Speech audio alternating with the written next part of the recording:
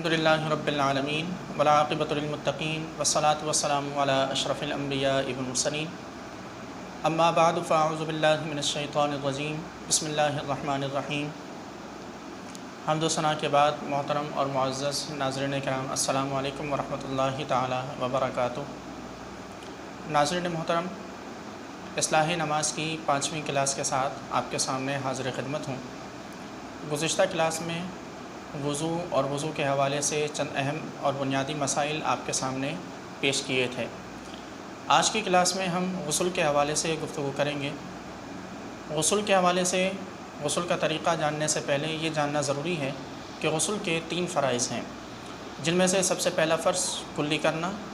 اور کلی بھی اس طرح کرنا کہ منہ کے اندر کا کوئی بھی حصہ خشک نہ رہ جائے۔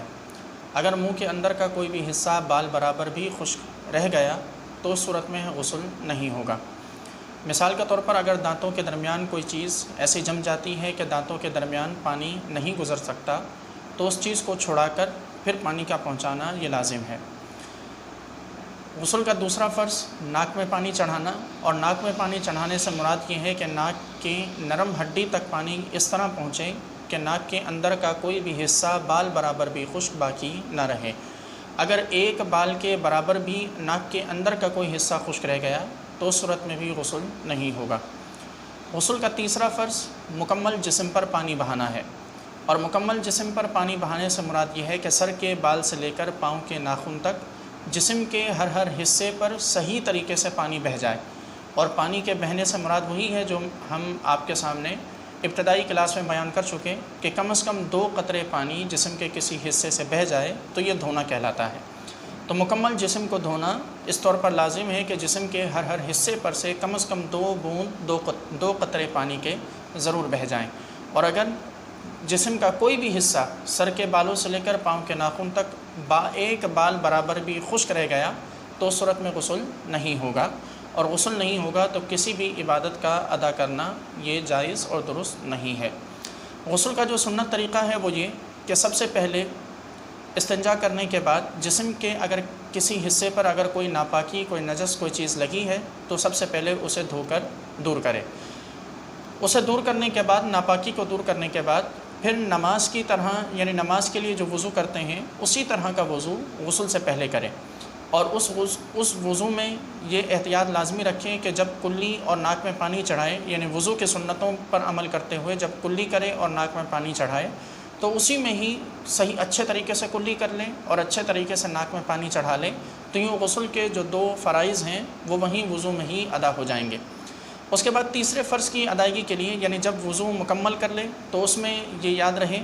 کہ وضو اگر ایسی جگہ پر کر رہا ہے کہ جہاں پانی کے جمع ہونے کا خدشہ ہے، یعنی پانی جمع ہو جاتا ہو،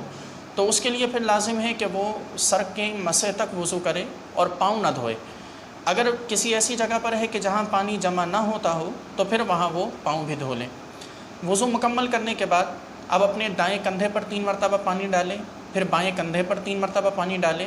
اور پھر اپنے سر پر 3 مرتبہ پانی ڈالیں، اور پھر پورے جسم کو وہ اس اچھے طریقے سے مل لے، اور اس طرح ملے، اس طرح ہاتھ پھیرے کہ کوئی بھی حصہ جسم کا خشک نہ رہ جائے۔ اور اس کے بعد مکمل طریقے سے جس طرح صابن، شیمپو وغیرہ جو کچھ بھی یوز عموماً نارملی کیا جاتا ہے وہ تمام چیزیں یوز کی جا سکتی ہیں۔ غسل مکمل کرنے کے بعد یہ مکمل طریقہ ایک غسل کا ہے۔ اس غسل کے مکمل ہونے کے بعد اب انسان اگر چاہے تو وضو کرے، اور اگر وضو کیے بغیر ہی وہ کوئی اور عبادت ادا کرنا چاہے تو عبادت ادا کر سکتا ہے، اس میں کسی قسم کی کوئی ممانعت نہیں ہے۔ البتہ یہاں یہ سوال اپنی جگہ ضرور موجود ہے کہ غسل کرنا کب لازم ہوتا ہے۔ تو غسل لازم ہونے کی، غسل واجب ہونے کی 5 بڑی وجہیں ہیں، 5 بڑے اسباب ہیں کہ جن سے غسل واجب ہوتا ہے۔ ان میں سے 2 اسباب ایسے ہیں کہ جو عورت سے تعلق رکھتے ہیں، اس طور پر چند اسباب ایسے ہیں کہ جو خواتین سے تعلق رکھتے ہیں، جن میں حیض سے فارغ ہونا، نفاس سے فارغ ہونا۔ یہ وہ چیزیں ہیں کہ جو خواتین سے تعلق رکھتی ہیں، اور خواتین پر لازم ہے کہ وہ حیض سے فارغ ہو کر غسل کریں، اور اسی طرح نفاس سے، یعنی بچے کی ولادت کے بعد جو خون جاری ہوتا ہے اس خون سے فارغ ہونے کے بعد، پاک ہونے کے بعد ان پر غسل کرنا لازم ہے۔ بغیر غسل کیے اگر کوئی عبادت کریں گی تو وہ عبادت بھی نہیں ہوگی اور وہ گناہگار بھی ہوں گی۔ غسل کے واجب ہونے کی جو تیسری بات ہے وہ یہ کہ انسان کا